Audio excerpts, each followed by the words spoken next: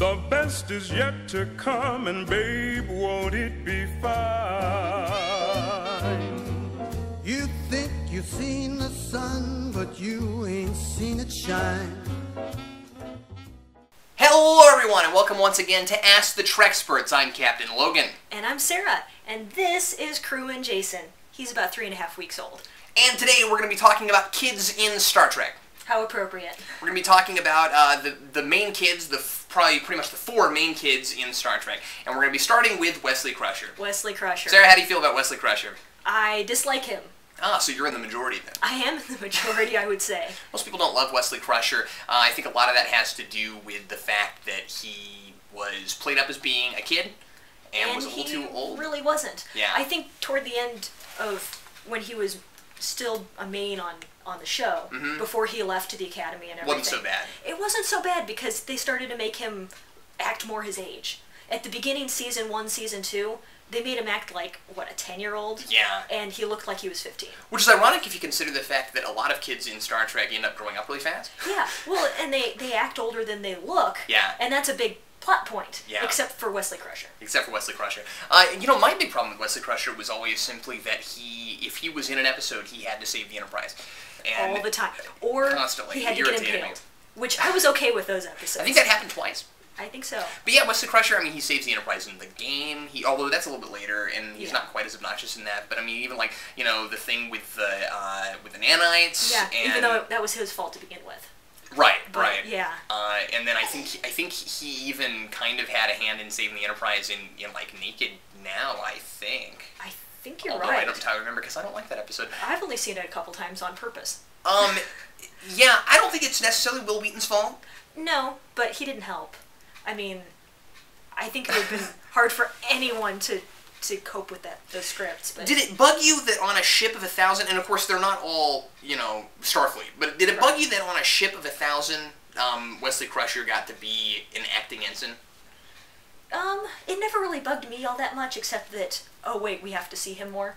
But well, it didn't make a lot of sense to me. It's like, this is the Federation flagship, and you've got this token acting ensign, and it seemed to me like it was just sort of a stature thing. It's like, oh, my mother is the chief, you know, doctor, and so I get to have this awesome. No, I mean, you know, you could argue that he worked for it, and I guess he kind of did, and he was that smart. Well, and he was supposed to be played up as the boy was genius. capable, but once again, why was he that smart? Because the script said he was. Exactly. It's just how I always felt about it with that.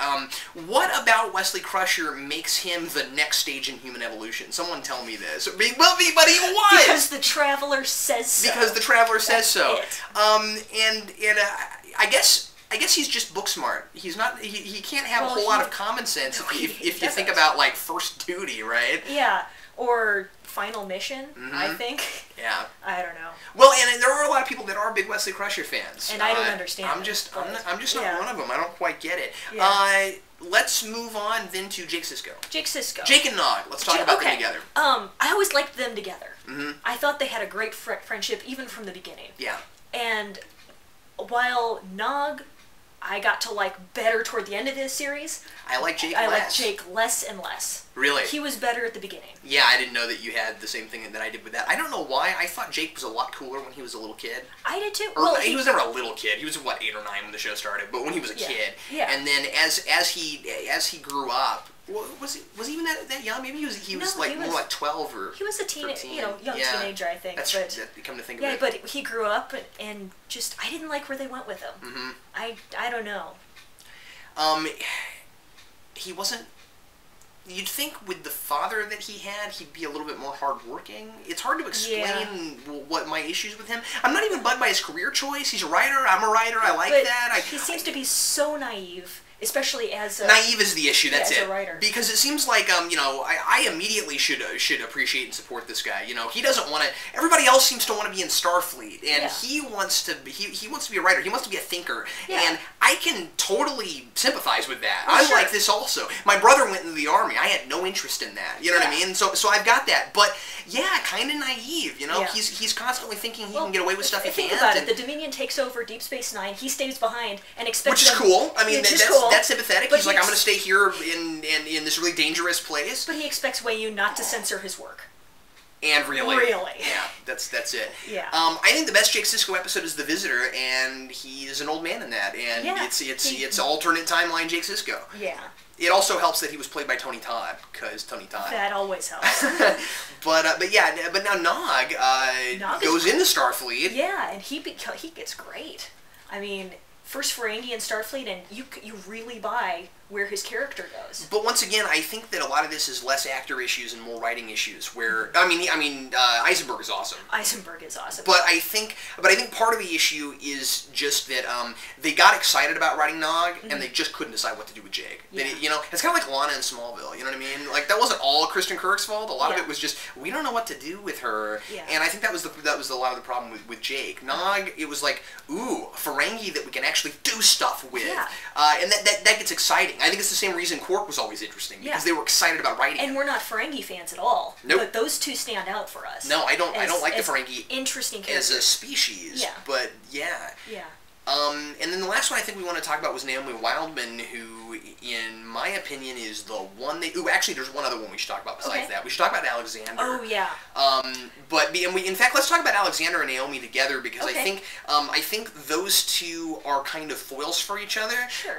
They fixed the problems with Alexander when they got to Naomi. Yeah. I think. I think so. Well, they were both characters who were born on the show. In the show. And then they were both characters that grew up way too quickly. Yes. And when I say way too quickly, I mean like they're born and both of them, and like 3 years later they're like 7 years old. Yeah. They're like 6, 7 years old. Yeah, Alexander was, like 3 when we first saw him, and then he grows up a little bit. And then DS9, which is not very much longer, he's a teenager and a Klingon warrior. Yeah. I don't know. But, yeah. Apparently Klingons just grow that fat, and apparently quarter Qatarians grow up that fat. Or was he half Qatarian? So apparently, I don't know, apparently half Qatarians also grow up that fat, whatever. Yeah. It was one of those things where they wanted to do kid characters, and how do you do that? Yeah. So, it's tough. It's tough. And for those of you that aren't big Trekkies and don't know this, Trek does move in real time. So a season of Star Trek is a year in Star Trek. So if you bring in a kid in season 3, and by season 6 he looks like he's 7, the math is not adding up, okay? So, I don't know, my thing with Alexander was just, I got really sick of his arc of, I don't want to be a Klingon warrior. Yeah. It got whiny to me. It did. And the child actor for him wasn't all that great either. Yeah, and frankly, finding kid actors for TV shows is difficult. It's tough. But Naomi was awesome. She was awesome. Whoever that was. And once again, I think it was just because they came up with a more fun, ongoing thing for her to do. Well, yeah. The And whole I want to be the captain's assistant thing was fun. And she was a character who totally acted older than her age. I mean, she still did the whole, I'm a kid, let's play games, but I also want to actually be the captain's assistant and be responsible. Yeah, and she did have a little bit of that cliched, like, kid who is smarter than everyone kind of thing going on, but not to the extent that Wesley Crusher did. No. And I also think that what was cool about Naomi is that they picked a better adult companion for her than Alexander had. Yeah. Because Alexander, all of his episodes were with Troy. And, yeah. Troy. I don't like Troy. Well, and they just didn't have the kind of chemistry that Naomi had with Seven of Nine, which was fantastic. Yeah. Yeah, they really played off of each other really well. And I liked the episodes where Naomi would follow 7 of 9 and try to be kind of half Borg. Yeah, it was just fun. Yeah. Well, you remember at first she was scared of 7 of 9. Yeah. And that was cool too. That helped their relationship because you got to see them grow, and it made sense. It started from a point that made sense and didn't want to. Yeah. Well, we're all out of time. But thanks a lot for watching Ask the Treksperts. Who is your favorite kid in Star Trek? Let us know in the comments below. And if there are questions you'd like us to answer in a future episode of Ask the Treksperts, please do that also. It's been a while since we've been on, but we are back and excited to continue. Thanks a lot once again for watching. I'm Captain Logan. And I'm Sarah. We'll see you next time. Oh. And this is Crewman Jayson. And we'll see you next time on Ask the Treksperts. The best is yet to come. The best